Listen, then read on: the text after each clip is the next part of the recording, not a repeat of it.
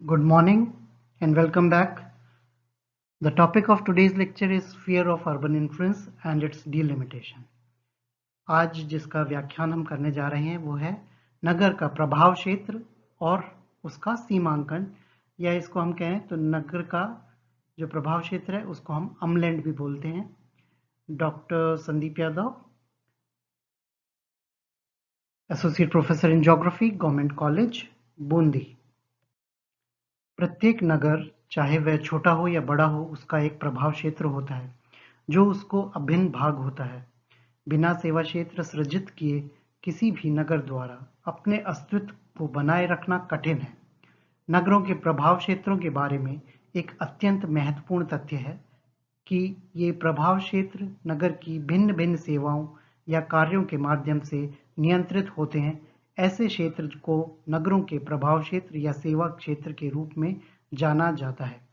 नगरों का प्रभाव क्षेत्र नगरों से बढ़ती हुई दूरी के साथ कम होता जाता है। प्रभाव क्षेत्र की विभिन्न नामावलियां हैं। नगरों के प्रभाव क्षेत्र के लिए अलग अलग विद्वानों द्वारा अलग अलग नाम दिए गए हैं। इन नामों में प्रमुख नाम है नगर प्रदेश, सिटी रीजन, अमलैंड, अंतर्वर्ती क्षेत्र, कैचमेंट एरिया, प्रभाव क्षेत्र का घेरा, स्फीयर ऑफ इन्फ्लुएंस, नगरीय पृष्ठ प्रदेश, अर्बन हिंटरलैंड, नगरीय क्षेत्र, अर्बन फील्ड, व्यापार क्षेत्र, ट्रेड एरिया, सहायक क्षेत्र, ट्रिब्यूटरी एरिया, ग्रंथित क्षेत्र, नोडल रीजन आदि का प्रयोग किया है। इन सभी नामावलियों का तात्पर्य किसी भी नगर के सेवित क्षेत्र से है, परंतु सामान्य नगरों के लिए प्रयोग में लाए जाने वाला नाम अमलैंड प्रभाव क्षेत्र के लिए प्रयोग किया जाता है, जबकि बंदरगाह नगरों के लिए पृष्ठ प्रदेश हिंटरलैंड का प्रयोग किया जाता है। प्रभाव क्षेत्र की अवधारणा। अमलैंड शब्द जर्मन भाषा का शब्द है जिसका अर्थ चारों ओर के क्षेत्र से है। इस शब्द का प्रयोग जर्मन व स्कैंडिनेवियन भूगोलवेताओं द्वारा किया गया है। स्कैंडिनेवियन से मतलब है स्वीडन, नॉर्वे, फिनलैंड वाला एरिया। नगरों के प्रभाव क्षेत्र के लिए 1914 में सर्वप्रथम एंड्रेज एलिग्स ने इस शब्द का प्रयोग किया था। बाद में विभिन्न विद्वानों ने विविध नामों से नगरों के सेवा क्षेत्रों का सीमांकन, विशेषताएं और नगर सेवा क्षेत्र के अंतर संबंधों की व्याख्या की है, जिनमें प्रमुख विटिल से 1937, स्टैनले डॉस 1939, क्लिफ 1943 और ग्रिफिथ टेलर 1949 हैं। प्रभाव क्षेत्र की परिभाषा। नगर के सेवा क्षेत्र को ग्रिफिथ टेलर ने अपने शब्दों में बताया है कि नगर के चारों ओर का वह भाग जो नगर के साथ सांस्कृतिक रूप से जुड़ा रहता है उसे अमलैंड कहते हैं।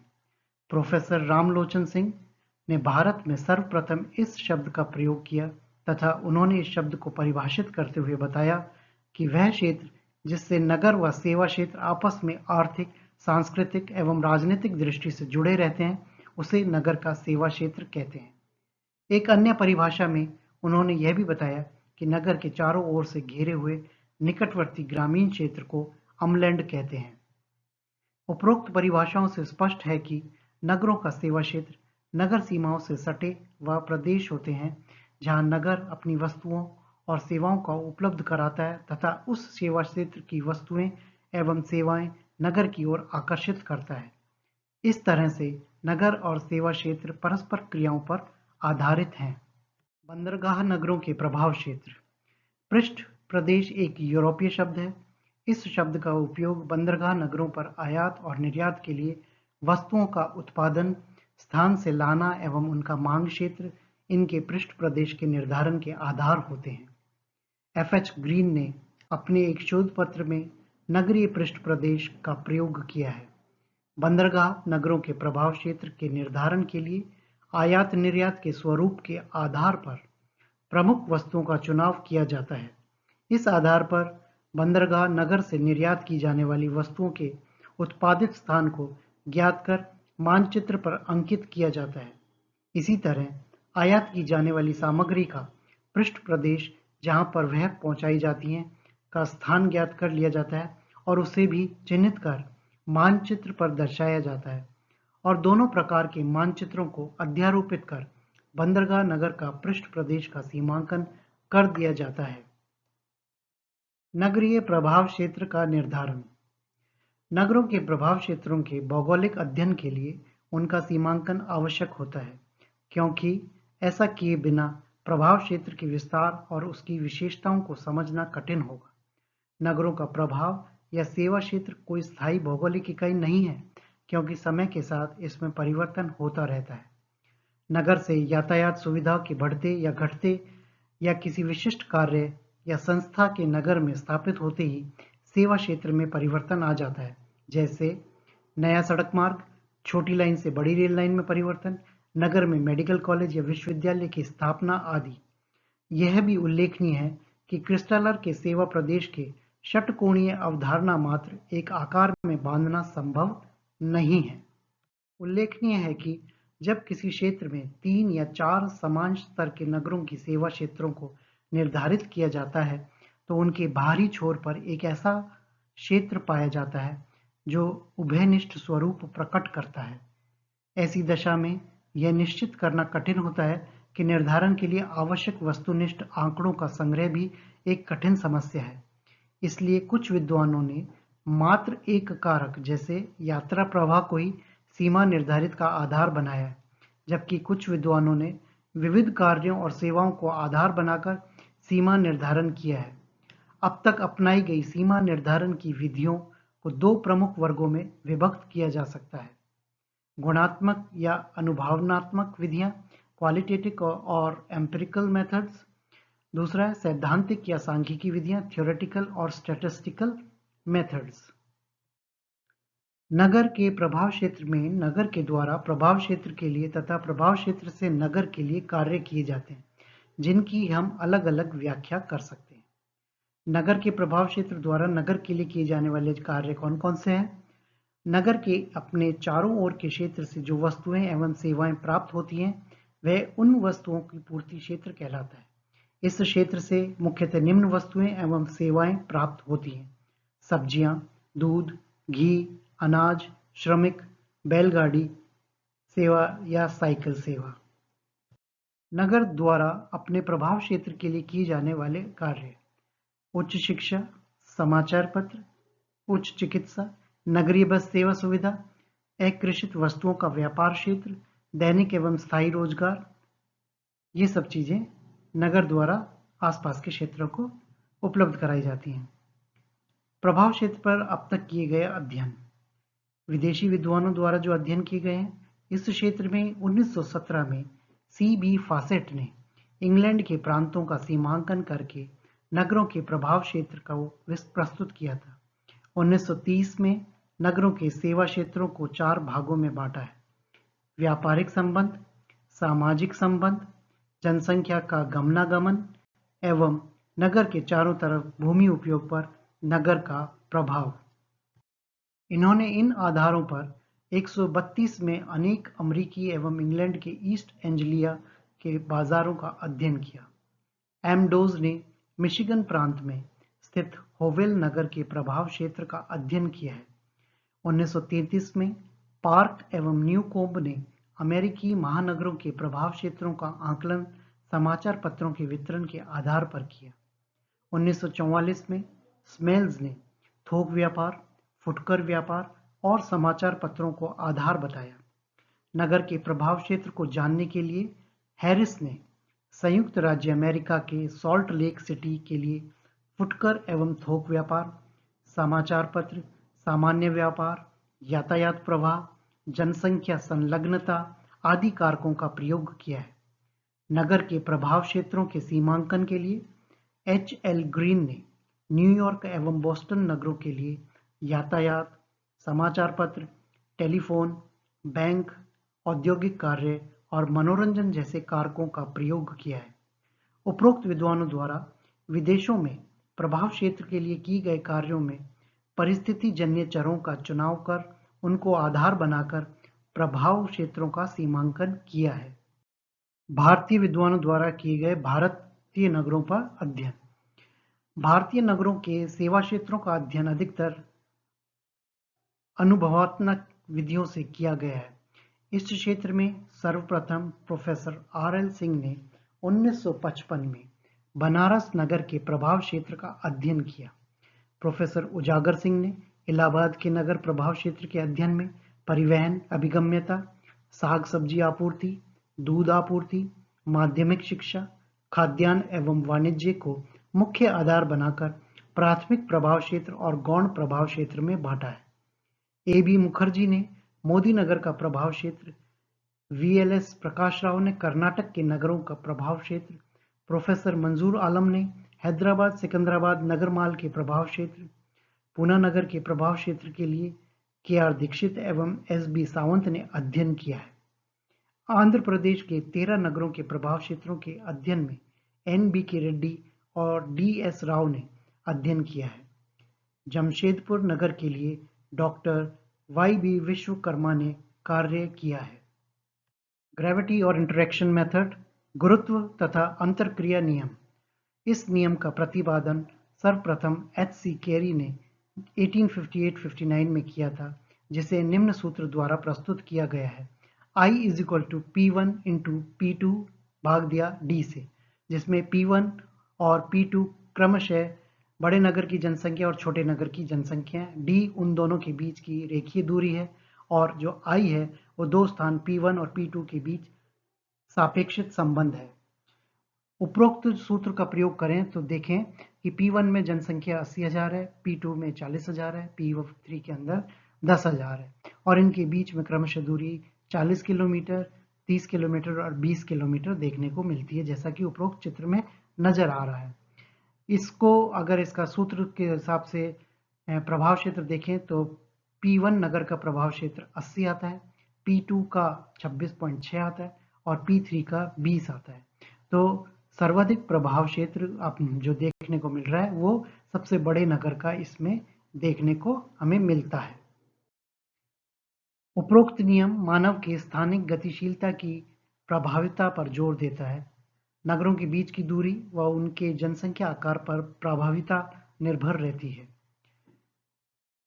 दूसरा है रैली का रिटेल गुरुत्वाकर्षण नियम।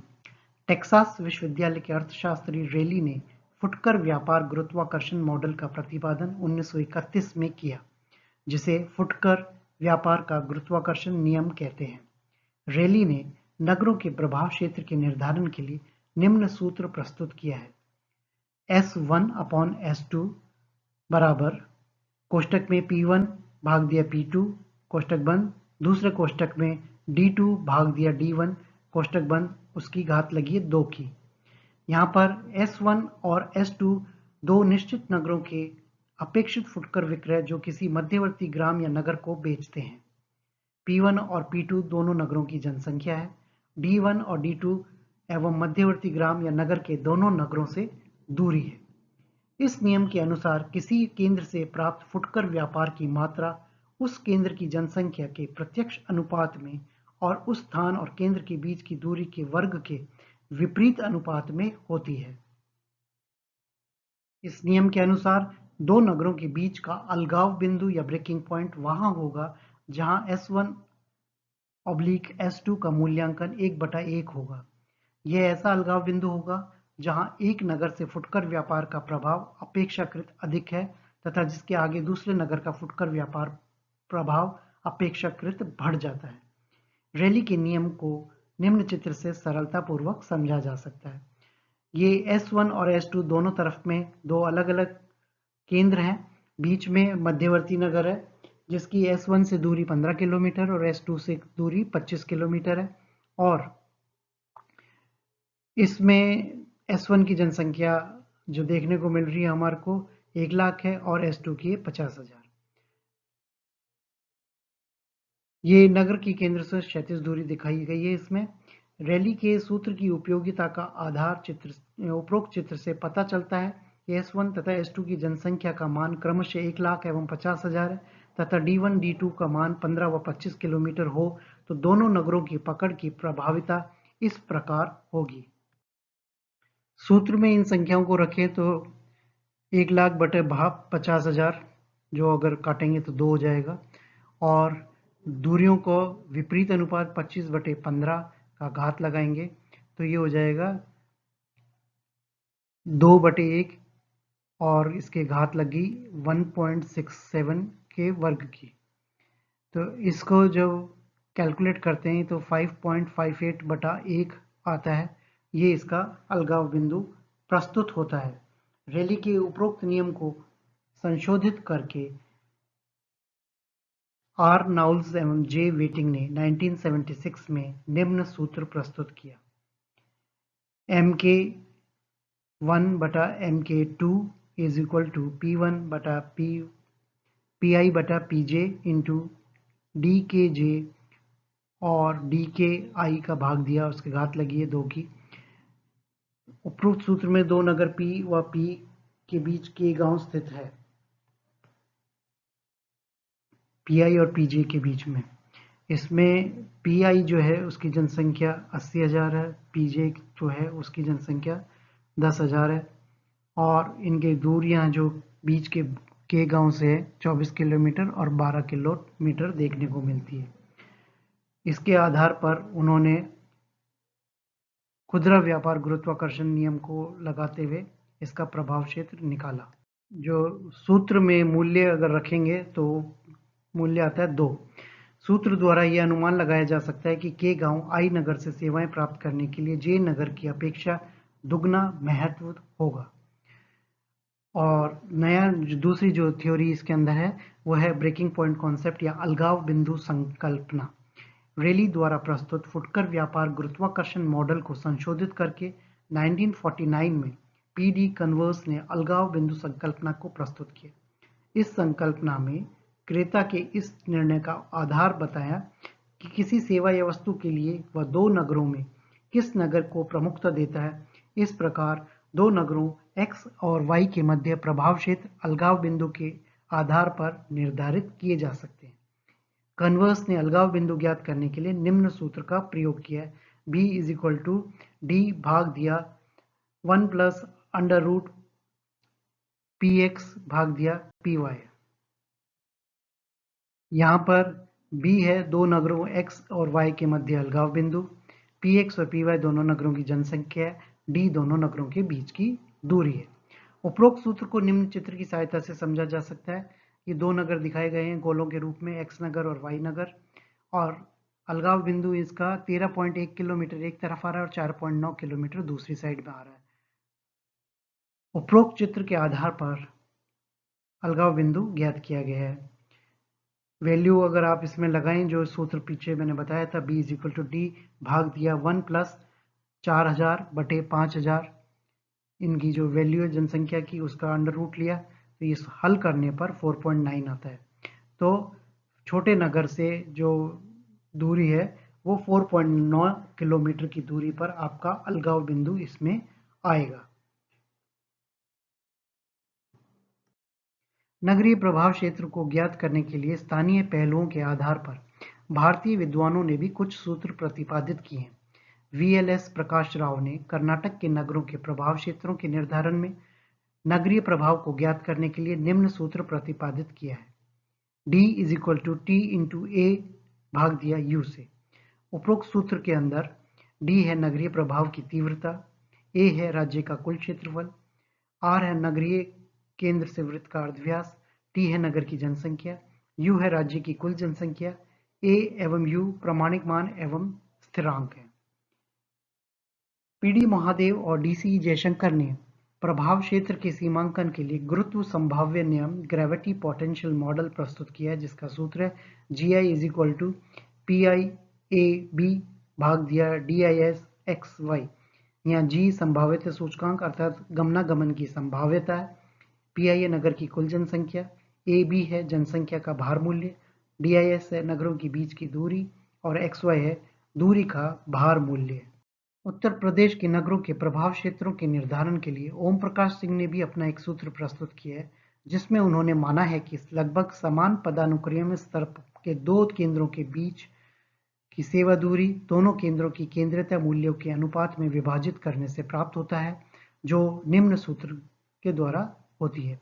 AB is equal to d AQ भाग दिया AQ प्लस BQ। यहाँ AB है A केंद्र के प्रभाव क्षेत्र की सीमा, उसके केंद्र बिंदु से B केंद्र की ओर, D है दोनों केंद्रों के बीच सीधी रेखा से दूरी, AQ है A केंद्र का केंद्रीय सूचकांक, BQ है बी केंद्र का केंद्रीयता सूचकांक। उपरोक्त सूत्र की सहायता से प्राप्त भिन्न भिन्न नगरों के अलगाव बिंदुओं को सरल वक्र रेखा द्वारा विविध नगरों के प्रभाव क्षेत्रों को चिन्हित किया जा सकता है। पटना जनपद के केंद्र स्थलों के सेवा क्षेत्रों के निर्धारण के लिए लल्लन सिंह ने गोरखपुर विश्वविद्यालय की उत्तर भारत भूगोल पत्रिका में अपना एक शोध प्रस्तुत किया है, जिसके निम्न विधि को प्रस्तुत किया गया है। LR = D/1 + √AC + BC। यहाँ LR दो नगरों A एवं बीच के बीच प्रभाव क्षेत्र की सीमा, D है दोनों नगरों के बीच की दूरी, AC है A नगर का केंद्रीय सूचकांक, BC है B नगर का केंद्रीय सूचकांक। इस विधि में जिस केंद्र में कार्यों की संख्या एवं उनकी विशेषता जिनकी अधिक होगी, उसका प्रभाव क्षेत्र भी उतना ही अधिक होगा। सारांश: कोई भी नगर चाहे वह छोटा या बड़ा हो, उसका एक प्रभाव क्षेत्र होता है। ये प्रभाव क्षेत्र भिन्न भिन्न कार्यों के लिए भिन्न भिन्न विस्तार रखते हैं। ऐसे विस्तारित क्षेत्र को नगर प्रभाव क्षेत्र के नाम से जाना जाता है। नगर प्रभाव क्षेत्र को विभिन्न विद्वानों द्वारा अलग अलग नाम से प्रस्तुत किया गया है, जिनमें प्रमुख रूप से नगर प्रदेश, नगरीय पृष्ठ प्रदेश, नगरीय क्षेत्र आदि हैं।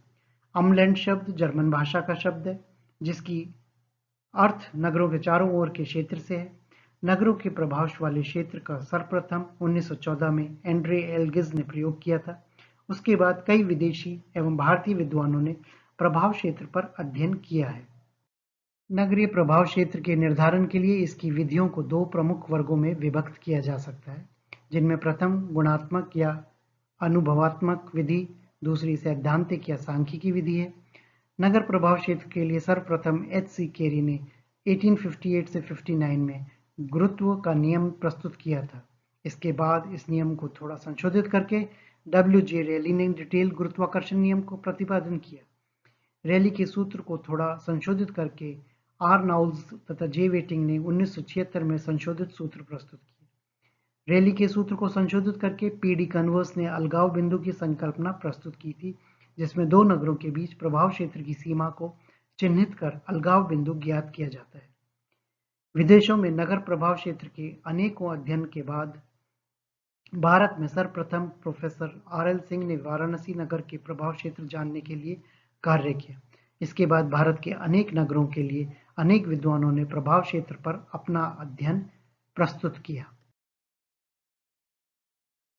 आज का व्याख्यान हमारा पूरा होता है। हमने आज नगरों के प्रभाव क्षेत्रों के बारे में या अमलैंड के बारे में और अमलैंड का हम डिलिमिटेशन या सीमांकन किस प्रकार से कौन कौन सी पद्धतियों से करते हैं, उसका एक संक्षिप्त रूप हमने समझने की कोशिश की है। और हम शीघ्र ही एक नए व्याख्यान के साथ आपके सामने उपस्थित होंगे। तब तक के लिए